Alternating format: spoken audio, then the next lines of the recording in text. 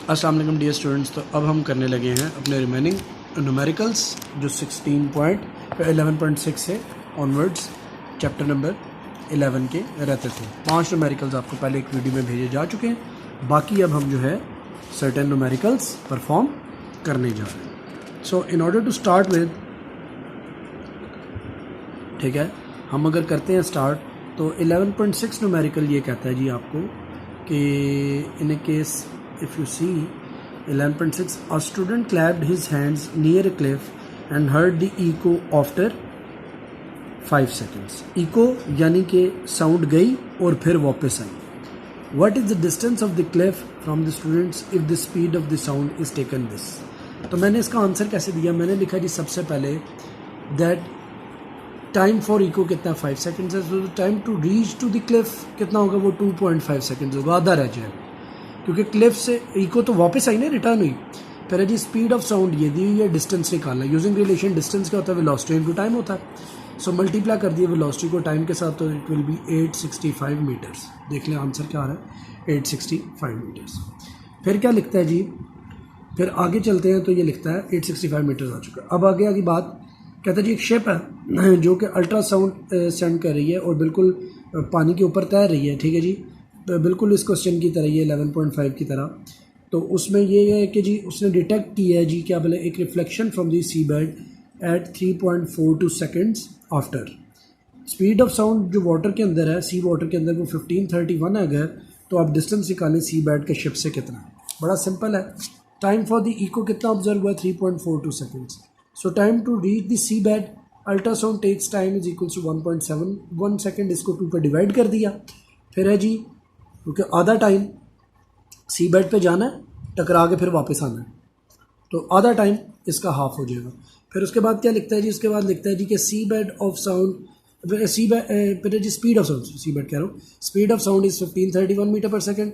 So distance of sea bed to the ship will be D and using relation distance into velocity into time. Velocity D by D होता है ना, तो distance हो जाता है velocity into time. तो अगर मेजर करेंगे this value will be 2618 metres. So this will be 2618 metres ये भी आ रहे हैं। अब 11.8 पे आ गए। तो ये 11.8 न्यूमेरिकल हमें क्या बात सिखाने की कोशिश कर रहा। 11.8 में वो बड़ी सिंपल बात कह रहा है जी हमारा कान जो है वो 20,000 हर्ट्ज और 20,000 तक की फ्रिक्वेंसीज को सुन सकता है। लोएस्ट 20,000 तक सुन सकता है, हाईएस्ट 20,000 हर्ट्ज तक सुन सकता है और लोएस्ट 20 हर्ट्ज तक की साउंड को सुन सकता है। तो वो ये कह रहा है जी कि 20 डिग्री सेल्सियस के ऊपर अगर स्पीड ऑफ साउंड की वैल्यू ये है 343 मीटर पर सेकेंड, तो आप दोनों पर वेवलेंथ की वैल्यू निकालें कि किस किस वेवलेंथ को कान महसूस कर रहा है। तो अभी आप ज़रा देखें, मैंने सबसे पहले लोएस्ट के लिए निकाला है। फिर जी wavelength at lowest frequency lambda अगर हम ले लेते हैं तो स्पीड ऑफ साउंड ये है, as using relation v is equals to F lambda. Lambda की वैल्यू सिंपली निकलेगी 17.15 मीटर्स, उसमें 17.2 राउंड करके लिखा हुआ है।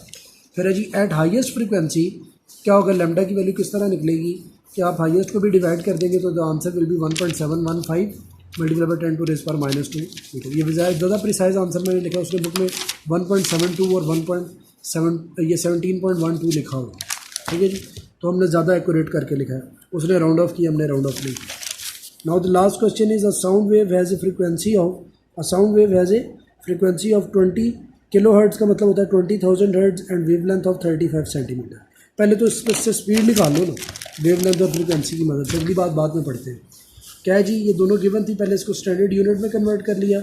v is equals to F lambda की मदद से इसकी वैल्यू आ गई क्या बोला, 700 मीटर पर सेकेंड। अगली बात पढ़ो जी, कहता है जी how long will it take to travel 1.5 kilometre.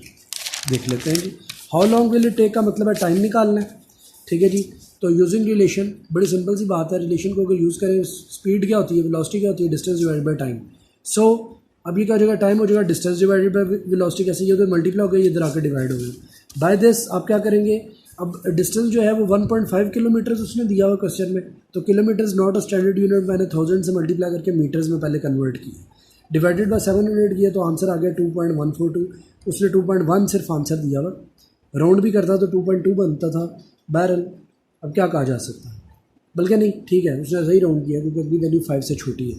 2.1 second उसने लिख दिया, लेकिन मैंने पूरा लिख दिया 2.142। सो इट्स ओके, चारों न्यूमेरिकल हमारे ये कवर हो गए। अब अगली बात जो आपको ये बतानी है MCQ, तो वो भी मैं अभी आज आपको पिक्चर सेट कर दूँगा, ठीक है। ये मैंने MCQs सारे के सारे सॉल्व किए। पढ़ लेते हैं। क्या लगे जी, which is an example of longitudinal wave.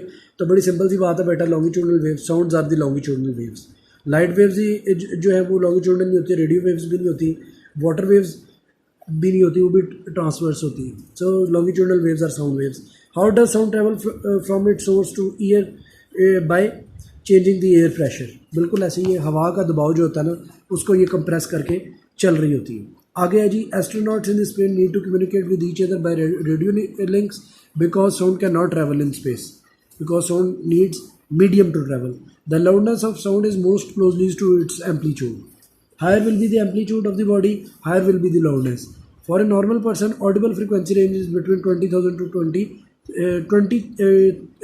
hertz to 20,000 hertz. तो B ऑप्शन आ जाएगी।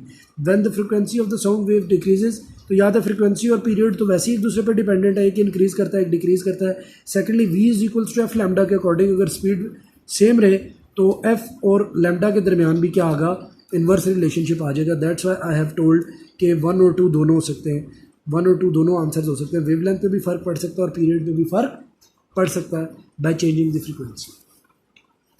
आगे आप बात समझ, इन स्पेशल केस ऐसे हो सकता है, वैसे मोस्ट ऑफ द बुक्स हो सकते हैं इसका आंसर सिर्फ 1 दे रही हूँ, लेकिन अगर स्पीड भी सेम रहती है ना, फ्रीक्वेंसी चेंज होती है और स्पीड सेम रहती है, तब वेवलेंथ में फ़र्क आएगा, ये गारंटी है। V is equals to F lambda के according. So this is how this all done. मैंने आपको पहले से बताया कि review questions is your duty, ये तमाम बुक के अंदर अवेलेबल होते हैं, ठीक है जी। Conceptual question is my duty, chapter 1 के भी रहते हैं, 2 के भी रहते हैं। कॉन्सेप्चुअल क्वेश्चन किसी दिन भी मैं जब टनक में आऊँगा अपनी, तो सारे के सारे आपको आंसर जनाब अली चैप्टर 10 के और 11 के आपको जवाब दे दूँगा। इसके कितने 9 क्वेश्चन हैं, ये सारे कॉन्सेप्चुअल है। कॉन्सेप्चुअल पार्ट्स के जो आंसर हैं वो बुक के अंदर अवेलेबल नहीं होंगे, वो ख़ुद से लिखने होते हैं, उसकी साइंटिफिक रीजंस होती हैं, तो वो मैं सारे के सारे आपको सेंड कर दूंगा। सो हम जो नेक्स्ट स्टार्ट करेंगे वो मैं आपको पहले से थोड़ा सा गाइड कर दूं। हम चैप्टर नंबर 13 को अवॉइड करेंगे and we shall start electrostatics which will be our chapter number 13। और ये लेक्चर था, ये जो मैंने अभी आपको आज अभी डिलीवर किया है, ये लेक्चर था थर्सडे का, क्योंकि कल मैंने आपका लेक्चर स्किप किया। तो ये जो न्यूमेरिकल्स और सारा आपको मैंने अंडरस्टैंडिंग दी है, this is your lecture of you can say Thursday. और फ्राइडे का लेक्चर अभी मैं थोड़ी देर में दोबारा अपलोड करूँगा, तो उसमें मैं चैप्टर स्टार्ट कर दूँगा इलेक्ट्रोस्टैटिक्स। तो इसका स्टार्ट में 3 4 5 बातें जो हमें पता होनी चाहिए वो जनाब अली मैं आपको बताऊंगा कैसे। ये इलेक्ट्रिक चार्जेस से रिलेटेड चैप्टर है, बड़ा मजे का चैप्टर है।